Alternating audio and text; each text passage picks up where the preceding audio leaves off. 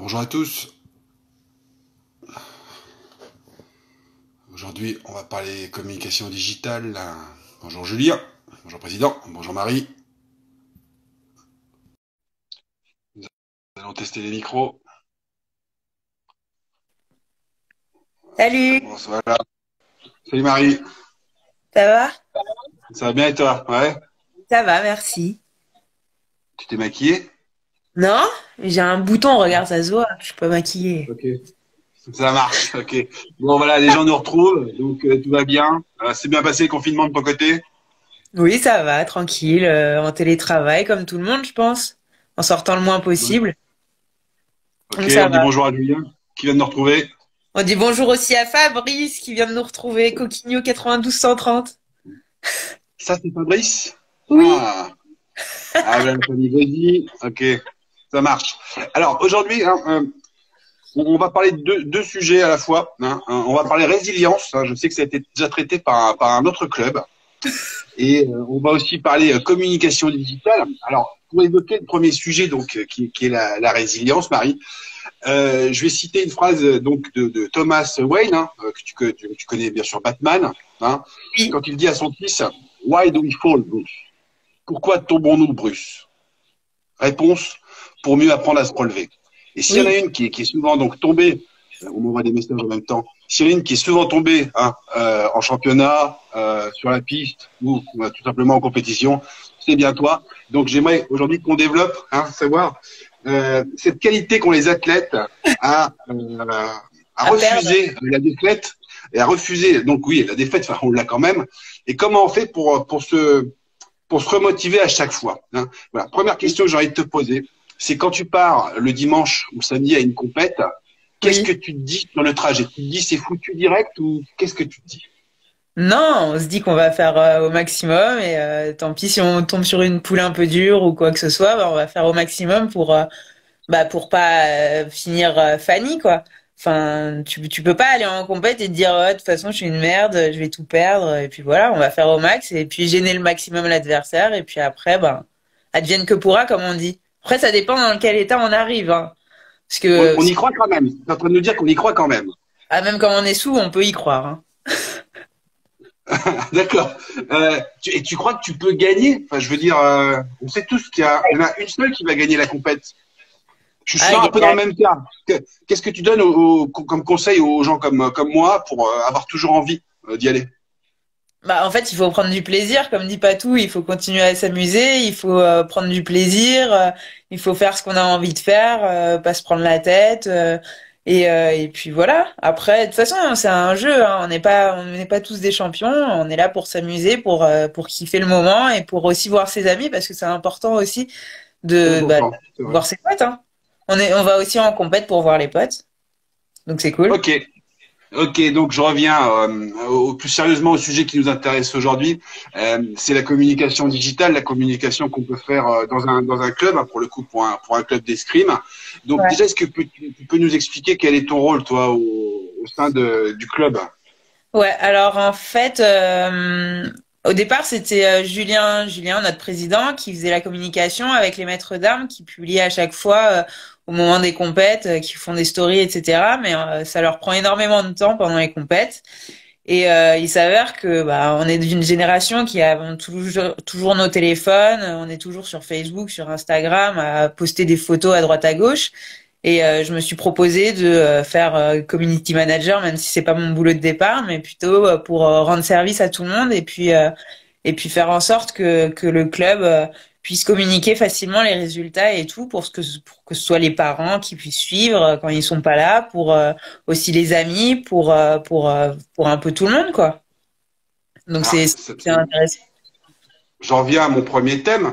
C'est bien sûr parce que tu perds assez rapidement dans la compétition que tu peux assumer cette fonction, si j'ai bien compris. Ouais, par exemple au challenge, j'ai pu Ok, faire ça tout le dimanche sans avoir de problème. d'accord. Non, On dit après bonjour à Greg qui nous retrouve. pendant toute l'année, on a fait en sorte de mettre en place un genre de système où on centralise toutes les photos, toutes les vidéos et finalement je les rebalance derrière. Donc ça prend du temps, mais au moins tout le monde peut suivre en temps réel et voir les résultats de chacun. D'accord. Alors, quels sont les différents réseaux qu'on utilise nous au club et quels sont un petit peu leurs avantages à chacun, on va dire? Alors, on est sur trois réseaux, même trois et demi, on va dire. On est sur Facebook, on est sur Instagram, on est sur YouTube maintenant depuis le confinement et on est aussi sur Dailymotion qui perd beaucoup de vitesse, mais on est aussi dessus. Ça existe Euh, encore Dailymotion. ouais, ça existe encore. Ok, Et ok. on dit bonjour à Thierry. Bonjour à Titi, qui sera notre invité la semaine prochaine. Oui. En fait, on utilise Instagram pour tout ce qui est live. Par exemple, pendant tout le confinement, on a mis toutes les vidéos des tireurs, etc. On met aussi des Insta Stories pour suivre plus facilement les compètes, mais on les relaie aussi sur Facebook parce qu'on n'a pas forcément le même. Ah, on est sur Twitter aussi, c'est vrai. Mais ça, c'est Julien qui gère le Twitter. Et parce que c'est facile de relayer sur Instagram et vu qu'ils sont dans le même groupe maintenant avec Facebook et qu'on n'a pas forcément les mêmes abonnés, et ben on peut communiquer sur les deux en même temps. Après sur YouTube, on est arrivé récemment pour pouvoir faire passer plus facilement les vidéos et pour qu'il y ait un historique qui soit facile à Ouais. utiliser et qu'on puisse revenir en arrière, chercher une vidéo, qu'est-ce qu'on a fait l'année dernière au challenge, etc., etc. Oui, pour pallier au côté un petit peu éphémère d'Insta et de Facebook. Exactement. Tu nous disais un truc intéressant, qu'on touchait pas exactement les mêmes personnes, c'est ça, selon les réseaux, c'est ça? Bah, en fait, enfin, je pense que Facebook perd un peu de vitesse au niveau des jeunes qui vont plus aller sur tout ce qui est Instagram, mais maintenant TikTok. Instagram, c'est plus facile. T'as une image et puis t'as pas forcément besoin de lire ce qu'il y a en dessous et t'as juste l'image qui va te montrer ce qui s'est passé, quoi. Donc c'est super cool pour ça. Après TikTok, on n'y est pas du tout allé. Je suis peut-être trop vieille maintenant pour ça. Déjà, ok, déjà. Mais j'ai pas encore adhéré à ça et je suis pas du genre à faire des vidéos. Et puis même, il faut du contenu. Ah bah pas tout dit ça. Il dit que Ouais. Facebook c'est pour les vieux. Mais c'est vrai. Par exemple, j'ai mon père qui vient d'arriver, qui est sur Facebook et qui croit que Facebook c'est la révolution. Mais en fait non. Mais voilà. D'accord. TikTok, qu'est-ce que t'en penses? Tu nous dis, c'est un peu le réseau, c'est un peu cheap, non? Je joue aussi les petites danses, c'est très très simpliste, non? Est-ce que ça va avec l'image de l'escrime pour le coup? TikTok, en fait, il faut pouvoir poster du contenu assez régulièrement et je pense que nous, on n'a pas forcément de contenu aussi récurrent à poster. Julien demande combien on a de followers. On a 1006, 1798, je crois. Non, 1780 environ. Et on est à plus de 2500 sur Facebook. Il y avait le Minitel Alors, avant, oui. je crois qu'on a même plus que 3615. ça sur Facebook. Ouais, on est bien sur Facebook, mais en fait, on est arrivé beaucoup plus récemment sur Instagram. On est arrivé à 3 ans maximum. Donc, on se fait notre petite place tranquillement, en postant du Alors, contenu assez régulièrement. je sais pas pour les autres, mais chez moi, c'est complètement désynchro entre ta voix et l'image, mais bon, c'est pas très grave. Ah, Quoique, non, c'est revenu. C'est moi qui ai dû faire. Bon, peu importe. Est-ce que tu rencontres des problèmes? Parce que voilà, j'imagine qu'il y a peut-être des personnes qui nous regardent, ça les intéresse. Est-ce qu'il y a comment dire, un mode d'emploi pour utiliser ces réseaux, éviter ci, éviter ça, mieux faire ci à telle heure, etc. C'est quoi les problèmes qu'on peut rencontrer?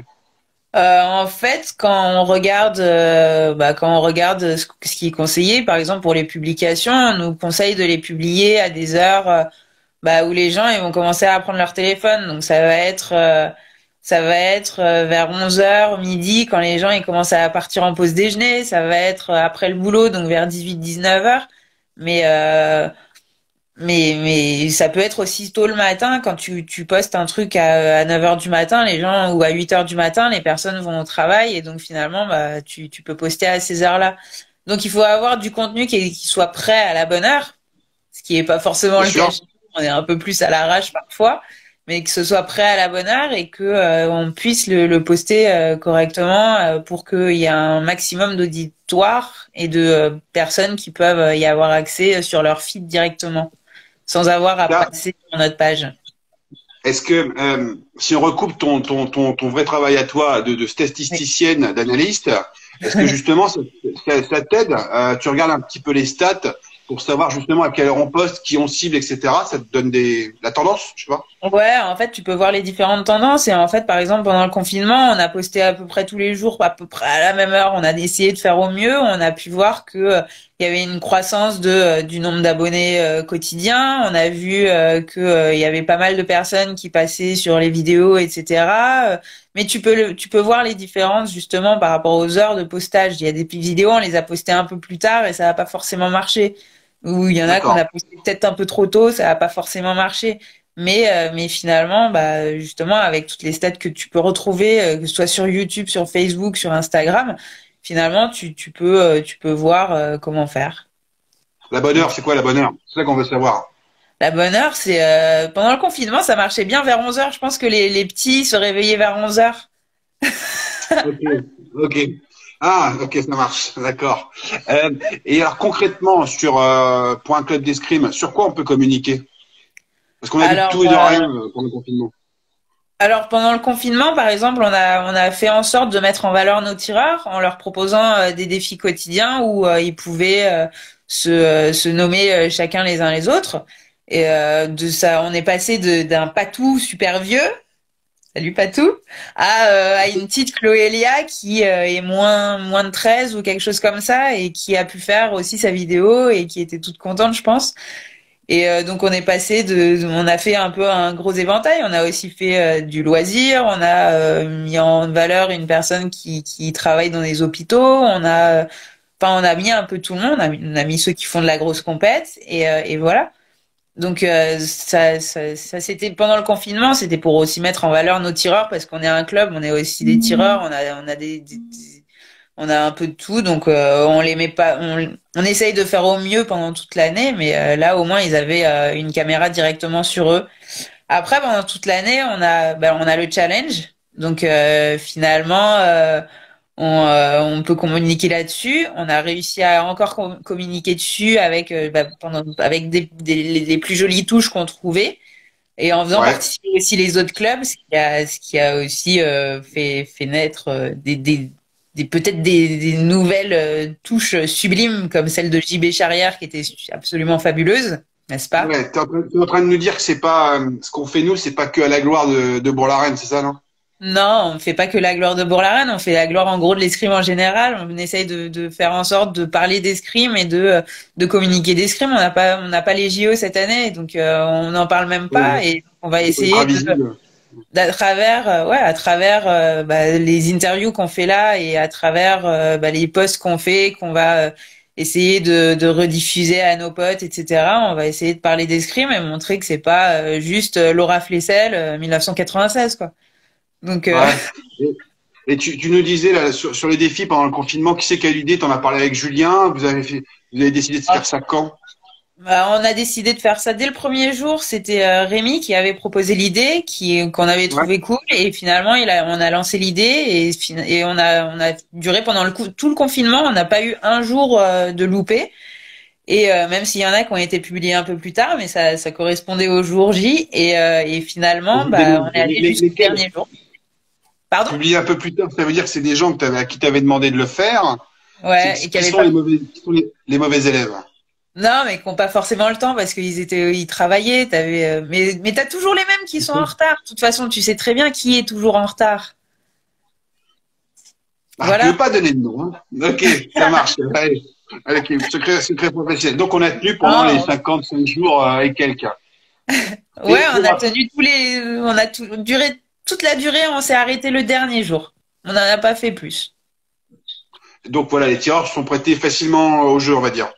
Ouais, que ce soit n'importe quel âge. Il y en a que je connaissais même pas. Je suis allée leur réclamer leurs petites vidéos. Ils me les ont faites sans rechigner. Ils étaient bien contents. Même Thierry Lachkar, il l'a fait sur son balcon. Même Julien l'a Ouais. fait dans sa baignoire. Thierry Lachkar a fait travailler son fils, d'accord? Ça n'a rien à voir. Voilà. Et même toi, tu l'as fait pour nous montrer l'aspect psychologique de l'escrime. Mais on Tout à s'est fait, pas tout à arrêté fait. que à l'escrime, au physique et à tout ça. On a aussi demandé à Florence de faire un petit truc sur l'arbitrage et sur la concentration de l'arbitrage ou comment apprécier l'arbitrage. Qui était très Euh, bien d'ailleurs. oui, qui était, qui, Et on, qui était long. oui, mais qui était intéressant. Et on félicitera aussi, pour ma part, je vais féliciter Antoine Schwartz, hein, qui a mis la barre très, très, très haut. Hein, Oui, c'est le pour plus ce de défi. likes qu'on ait vu. On a jamais fait autant de likes sur une vidéo pendant le confinement, donc c'était génial. Il nous a appris comment fouetter sa sœur. Voilà. Combien de likes? 130, je crois. Ok, combien de vues plutôt? C'est ça qui est intéressant. Ah, 1000 et quelques. Ah ouais, c'est pas mal. Hein. Ouais, c'est pas mal. Moi, je suis très, très fan. Encore bravo, Antoine. Euh, on a aussi, là, pendant le reste sur le confinement, il y a, grâce à Internet, on s'est servi des médias pour communiquer avec les tireurs du club aussi. C'est Je pense aux ça. maîtres d'armes. Ils ont un peu Oui, innové aussi à ce niveau-là. oui. Par exemple, t'as Guillaume Pita qui a fait des zooms avec les tireurs loisirs, qui étaient très demandeurs. Parce que finalement, c'est pas parce qu'on commence tard l'escrime qu'on n'aime pas ça et qu'on n'est pas à fond dedans. Donc finalement, ils ont demandé et régulièrement, je crois une fois par semaine, Guillaume faisait des petits cours sur Zoom.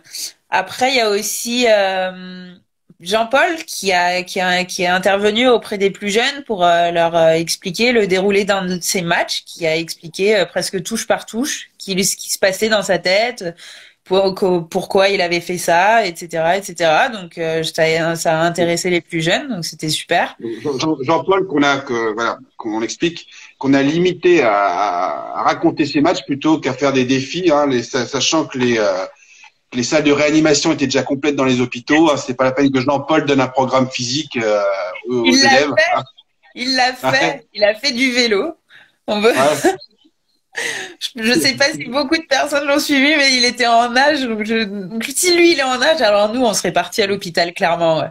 C'est difficile pour lui. Ouais, ouais. Oui, On voit Il aussi. y a Julien qui parle aussi des séances de fonda que Gaudi a fait, que Geoffroy a fait pendant tout le Tout à confinement. fait. Il a fait Voilà. 3 séances que toi tu as montées, très bien. Oui. C'est aussi un petit rôle de communicant que tu as, de monter les vidéos et de faire les vidéos pour promouvoir aussi le club, etc. D'ailleurs, on te remercie pour tout ce que tu as fait pendant tout le confinement, que ce soit au niveau des plus belles touches, que ce soit au niveau des fondas, que ce soit au niveau des vidéos de maestro aussi, et même et des vidéos de la préparation du challenge qui étaient très jolies. Ok, merci. Je prends. Je pense aussi là. On voit aussi les athlètes dans l'escrime, ce qui n'était pas le cas il y a quelques années, des athlètes internationaux qui arrivent à placer leur jeu sur le réseau. Oui, Tu vois de qui je peux te parler? alors on a vu que Shamley Watson, que Reis, que Isaora, que Enzo aussi avaient aussi bien utilisé les réseaux sociaux pour faire leur communication. Bon, le grand gagnant, je pense que Inès aussi, non? Inès J'ai aussi, pas vu pardon, Inès. oui, Ouais. Ouais. Inès. Il y a aussi, on peut dire que Shamley Watson a bien sorti son épingle du jeu. Hein. On n'est pas tous copains avec Lewis Hamilton, je pense. Donc, Ouais.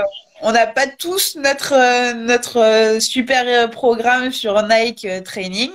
Donc, lui, il a bien sorti son épingle du jeu. Après, on peut voir que Enzo aussi a commencé à avoir des grosses touches après son titre de champion du monde. Mais on a aussi Isaora qui tire son épingle du jeu aussi avec ses petites interviews essentielles qui parlent de d'autres choses que de l'escrime et qui parlent du sport en général et des femmes.